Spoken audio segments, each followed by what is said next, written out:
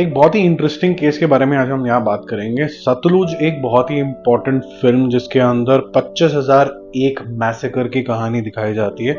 उस क्षेत्र की कहानी दिखाई जाती है पंजाब की, जहाँ से हमें अन्न मिलता है। वहाँ पर हमारे ऐसे ऐसे वीर मैं बोलूँगा और बहुत ही दयालु दोनों एट द सेम टाइम आपको सीख मिलेंगे, जिन्होंने इंडियन आर्मी से लेके इंडिपेंडेंस से लेके या फिर उनके लंगर जो इतने मशहूर हैं कि किसी की भी सेवा करने के लिए वो सामने आ जाते हैं। और जब कभी भी कोई नेचुरल कैलेमिटी भी होती है तो सबसे ज़्यादा आप सिख्स देखोगे जो सबसे आगे आते हैं। तो ऐसा क्या हुआ कि जब 25,001 मैसेकर हुआ, जो आप पिक्चर के अंदर भी देखते हो सतलुज के अंदर, वो हुआ कांग्रेस के टाइम पे, लेकिन जो बीजेपी है आज के टाइम के हिसाब से इसको बैन कर देती है। ठीक है, अब जब ये बैन करने वाले मामले आ जाते हैं, उसके अंदर कोर्ट कचहरी आ जाता है, इसके अंदर पॉलिटिकल चीज़ें हो जाती हैं, और फिर बहुत सारे जब मीडिया हाउसेज और ये सारी चीज़ें बिकी हुई होती हैं, तो आप ओपनली तो कोई डिस्कशन ऑब्वियसली नहीं कर सकते हो। तो ये बैन हुई क्यों है? ठीक है, इतना भयंकर तरीके से जो मंजर था 25,000 लोगों का लगभग लगभग मैसेकर होना, जहाँ पर बॉडीज जो है फैमिलीज को भी नहीं मिली थी। दे वर ईदर बर्न्ट और थ्रोन इन द रिवर, जैसे कि मूवी के अंदर भी दिखाया गया था। वो आपके लिए एक इंट्रीगनेस क्रिएट करता है कि एक्चुअली में हुआ क्या था। मूवी के अंदर काफ़ी सारे नाम कुछ तो चेंज करे गए और कुछ नहीं चेंज करे गए, और जो नहीं चेंज किए गए हैं वही बेसिकली एक रीज़न है कि आज जो कांग्रेस के टाइम पे हुआ, और बीजेपी कोई मौका नहीं छोड़ती है कि कांग्रेस के टाइम पे कुछ ऐसी चीज़ हुई हो तो उसको एक्सप्लॉइट ना किया जाए, लेकिन वो चाहती है कि ये फिर भी पिक्चर जो है वो बैन हो जाए। दूसरा बहुत ही ज़्यादा अजीब सा केस है ये कि गवर्नमेंट का खुद का ही ऑलमोस्ट चैनल जी बहुत ही क्लोज रिलेशनशिप है, और वो इसको रिलीज करता है होपिंग कि शायद ये सही लैंड करेगा, और उसके बाद उसको ये रियलाइज होता है कि इससे बहुत सारे पत्ते और खुल सकते हैं। देयरफॉर गवर्नमेंट बैन कर देती है 2 ग्राउंड के ऊपर, जिसमें से एक ग्राउंड तो बोला जाता है और एक ग्राउंड बताया नहीं जाता। एक ग्राउंड तो यही था कि शायद सेपरेटिस्ट जो मूवमेंट है वो वापस ना आ जाए, लोग ये ना बोलें कि भाई हमें अपने अधिकार चाहिए और हम अलग हो जाते हैं, जो कि मुझे नहीं लगता जो ट्रू सीख है वो कभी भी एक अपने आप को फील करेगा प्राउड कि मैं एक नॉन इंडियन हूँ, वो कभी भी नहीं होएगा। बट इसकी बैकग्राउंड ठीक है, उसको समझते हैं कि ऐसा हुआ क्यों है। और जितना ज़्यादा मैं इसको लेयर कर सकता हूँ मैं लेयर करूँगा। मेरे को भी कोई शौक नहीं है कि मेरे को कोई ज़बरदस्ती थ्रेटन करे या कुछ करे, बट जितना मुझे समझ में आया, जितना मैंने थोड़ा एआई से पूछने की कोशिश करी, मैं आपको स्क्रीनशॉट्स वगैरह भी कुछ दिखाऊंगा थोड़ा सा नाम वाम कैमोफ्लेज करके। But that's how the today's world is. Background कुछ ऐसी है कि एक अनरेस्ट हुआ था, सेपरेटिस्ट मूवमेंट भी शुरू हुई थी पंजाब के अंदर, और एक सुपर कॉप का आना होता है जिसको एक ओपन हैंड दिया जाता है टेररिज्म को ख़त्म करने के लिए। उसके नीचे के लोग जो हैं इसको मिसयूज़ करते हैं, उनको साथ में बता के करते हैं, और इसके बताने के चक्कर के अंदर काफ़ी सारे मासूम जो होते हैं वो बिना बात पे पकड़े जाते हैं, शहीद हो जाते हैं। छोटे बच्चे, जवान, बुजुर्ग, महिलाएं, बच्चियाँ, किसी को नहीं छोड़ा जाता है। और in the garb of removing terrorism from the state, ये जो इनोसेंट है इनको मारा जाता है, जिससे जो जितना मारेगा उसको उतनी प्रमोशन भी मिल जाएगी, जैसा कि आप फिल्म के अंदर भी देखते हैं।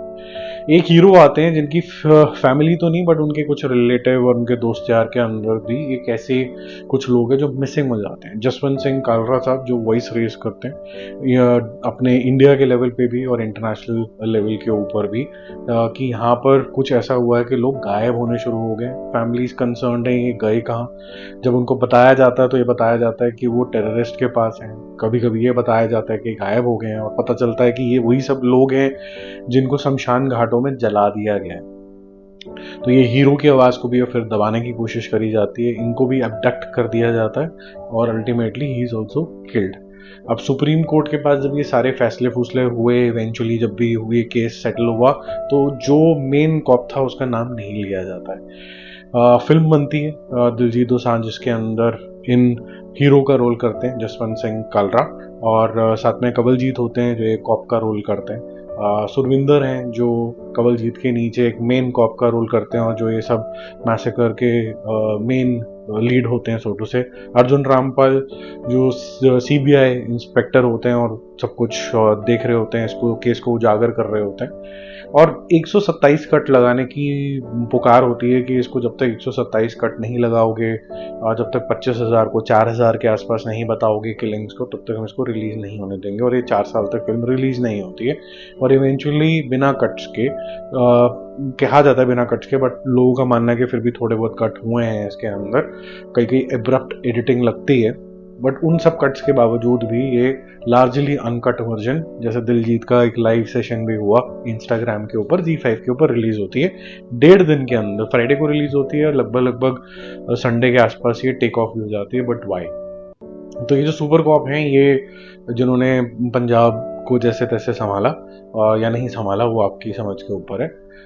ऐसा ही कुछ हुआ था 2002 के अंदर भी, जो गुजरात में हुआ था। और तब के जो सीएम थे, उन्होंने एडवाइजर लिया था इनको, security adviser, personal security adviser. और फिर ये जो सीएम है भारत के प्रधानमंत्री बनते हैं। और जब ये कॉप थे इसके अंदर इन्वॉल्व एज एन एडवाइजर, उन्होंने प्रोपोगेट किया था कि जो भी राइट्स वाइट्स वहाँ हुए गुजरात के अंदर, उसके अंदर जो मशीनरी फेल हुई वो पुलिस की फेल हुई, पॉलिटिकल फेलियर नहीं था ये। अब 2 ग्राउंड्स बनते हैं। एक जो गवर्नमेंट का ग्राउंड है कि आप अगर इस तरीके की फिल्म बनाते हैं तो सेपरेटिस्ट मूवमेंट जो होती है वो दोबारा से उजागर हो सकती है और अनरेस्ट क्रिएट हो सकता है, सिविल वॉर हो सकती है, हो भी सकती है। लेकिन at the same time awareness भी बढ़ती है। अगर आप केरला फाइल्स और ये सारी फाइल्स देखते हैं तो उससे तो लोग एक साथ इकट्ठे ही हुए हैं, एक दूसरे का सर नहीं पड़ा है। बंगाल फाइल्स वगैरह, और बहुत डिमांड हुई है हर तरफ की, और बड़े महीने पे इसको रिलीज करो, ये करो वो करो। एक दूसरा है कि किसी ने किसी को अपना एलाय माना है, यानी कि अपना दोस्त माना है। अब उसकी रेपुटेशन के ऊपर भी क्वेश्चन उठता है, तो उसके ऊपर उठता तो अपने के ऊपर उठता है। ये एक ऑपोजिशन का मानना है कि ये एक ऐसा विशियस सर्कल है कि आप चाह कर भी वो कांग्रेस की गलती को पिन पॉइंट नहीं कर सकते हो, क्योंकि आप फिर खुद भी क्वेश्चंस के अंदर आ जाते हो। वो क्या क्वेश्चन है, ये है वो है, ये आप खुद समझदार हैं। जितना मैं ये का आपको स्क्रीनशॉट्स वगैरह दिखा सकता तो मैंने दिखा दिया। आप खुद अपनी रिसर्च करें, आपको ये पूरा केस ढंग से समझ में आ जाएगा कि ये फिल्म किस मुद्दे के ऊपर है, क्या छुपाया जा रहा है और क्यों छुपाया जा रहा है और क्यों इसको बैन किया गया। ये वापस आएगी भी तो मुझे लगता है कि काफ़ी सारे बैन्स के साथ आएगी। डिस्क्लेमर वेरी क्लियरली, इस टॉपिक के ऊपर आपकी तरह मेरी भी कोई नॉलेज कुछ खास थी नहीं। पिक्चर देखी तो आंखें खुली तो सीधा सबसे पहले आदमी सर्च करता है तो फिर उसके बाद आजकल आपको एआई रिजल्ट्स बहुत इजीली मिल जाते हैं। तो गूगल एआई ने ये प्रतिक्रिया सामने रखी कि इस बैन के पीछे ये पॉसिबल कनेक्शंस हो सकते हैं। आपका क्या मानना है इसके ऊपर? कमेंट करके जरूर बताना। Bye bye.